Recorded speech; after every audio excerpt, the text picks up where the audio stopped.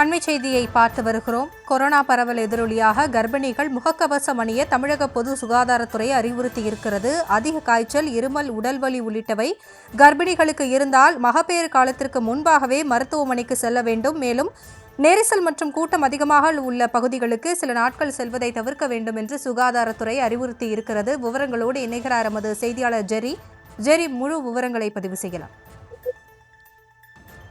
வணக்கம்.